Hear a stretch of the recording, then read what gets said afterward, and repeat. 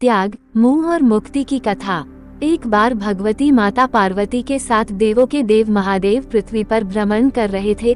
भ्रमण करते हुए वे एक वन क्षेत्र से गुजरे। विस्तृत वन क्षेत्र में वृक्षों की सघन माला के मध्य उन्हें एक ज्योतिर्मय मानवाकृति दिखाई दी। वृक्ष के शराशी ने निरावरण बाहुओं को आच्छादित कर रखा था। अस्पष्ट आलोक में भी तपस्वी की उज्जवल छवि दर्शनीय थी। जगत जननी माता पार्वती ने मुग्ध भाव से कहा, इतने विस्तृत साम्राज्य का अधिपति, इतने विशाल वैभव और ऐश्वर्य का स्वामी तथा त्याग की ऐसी अपूर्व निष्प्रय भावना, धन्य है भर्तृहरि। देवों के देव महादेव ने आश्चर्य भंगिमा से माता पार्वती को निहारा। क्या देखकर इतना मुग्ध हो उठी है देवी?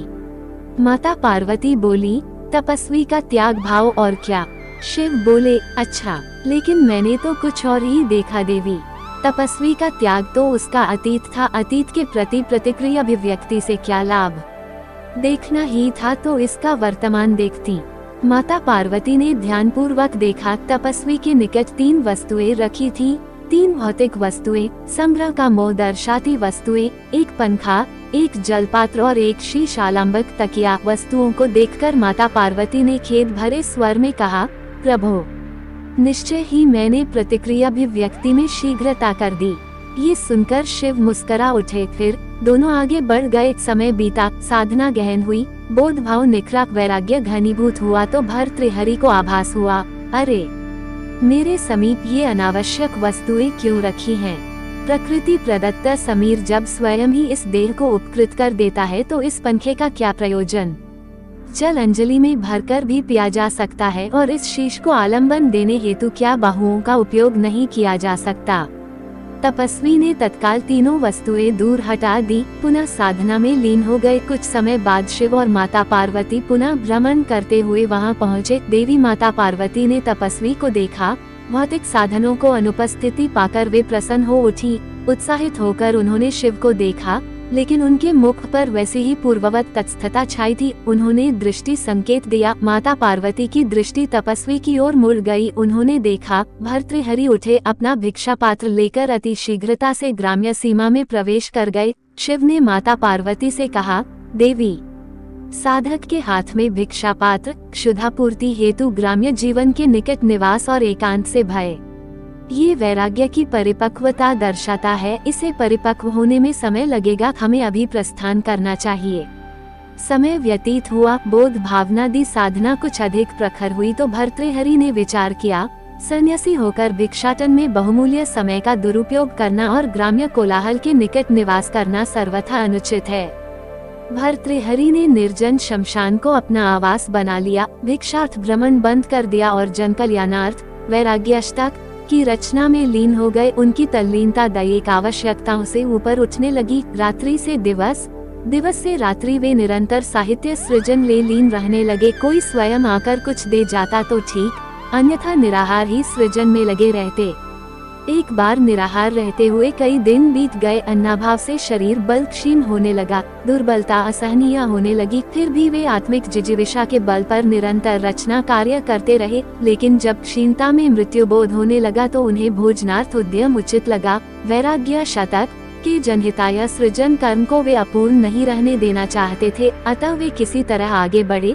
पास ही कई चिताएं धू धू करती हुई आकाश को छू रही थी। उन्होंने देखा कि चिताओं के निकट पिंडदान के रूप में आटे की 2 लोइयां रखी हैं तथा एक भग्न पात्र में जल भी है। भर्तृहरि आटे की लोइयां जलनी चिता पर सेंकने लगे। ये देख भगवती माता पार्वती विह्वल हो उठी और बोली, देखिए तो ऐश्वर्यशाली नृप को, जिसके राज्य की श्री समृद्धि में काग भी स्वर्ण चुग सकते थे, वे किस स्पृहता के साथ सत्कार्य समर्पित इस जीवन की रक्षा हेतु पिंडदान की लोइयां सेक रहा है। मर्मभेदी है ये क्षण, कहिए महेश्वर, क्या अब भी आप तटस्थ रहेंगे? शिव हंसकर बोले, देवी, प्रश्न मेरी प्रसन्नता या तटस्थता का नहीं है, प्रश्न तो साधना की सत्यता का है। यदि साधक पवित्र है तो भला साधक को शिव क्यों न मिलेगा? माता पार्वती उसी व्यथित स्वर में बोली, इस दृश्य से सत्य और सुंदर कुछ और हो सकता है क्या? आश्चर्य है, सहज ही मुग्ध हो उठने वाला आपका भोला हृदय इस बार यूं निर्विकार क्यों बना हुआ है? देवी, व्यथित न हो, आप स्वयं चलकर साधक की साधना का मूल्यांकन करें और तब निर्णय ले तो अधिक श्रेयस्कर होगा।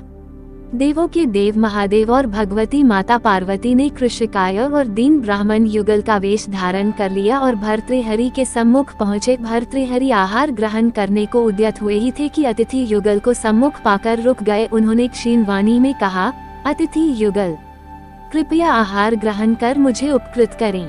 शिव बोले, साधक, आहार देखकर बुभुक्षा तो जागृत हुई थी, लेकिन हम कोई और मार्ग खोज लेंगे। क्यों विप्रवर, कोई और मार्ग क्यों? क्योंकि इस आहार की आवश्यकता हमसे अधिक आपको है।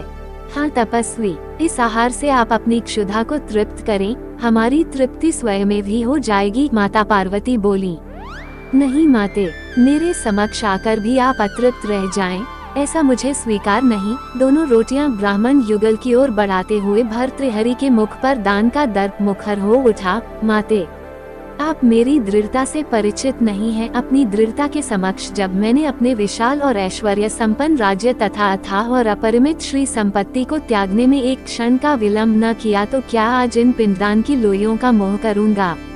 अनायास ही माता पार्वती हंस पड़ी, किंतु उस हंसी में प्रशस्ति को खनक न होकर किंचित उपहास की ध्वनि थी। उन्होंने कहा, तपस्वी, आश्चर्य है कि तुमने अपना राज्य कैसे छोड़ दिया। साधुवेश धारण करके तुम्हारी बुद्धि अभी तक वनिक वृत्ति से भौतिक वस्तुओं की मापतौल पर टिकी हुई है। तुम मोह से निवृत्ति का दंभ करते हो, लेकिन इतना अच्छा होता कि तुमने राज्य त्यागने के स्थान पर अपनी तथाकथित निर्मोहिता के अहंकार से मुक्ति पाली होती। ये सुनकर भर्तृहरि ठगे से देखते रह गए। ब्राह्मण दंपति के रूप में आए परम शिव और शक्ति शून्य में लोप हो चुके थे। दिशाओं में केवल हंसी की गूंज थी और हाथों में वही दो रोटियां। वीडियो अच्छा लगा हो तो चैनल को सब्सक्राइब करना ना भूले, और भगवान शिव की कौन सी कथा हमारे चैनल पर आपको अच्छी लगी कमेंट सेक्शन में लिखना ना भूले, और जाते जाते कमेंट सेक्शन में जय महादेव लिखना ना भूले। मिलते हैं इसी तरह के और नए वीडियो में। जय महादेव।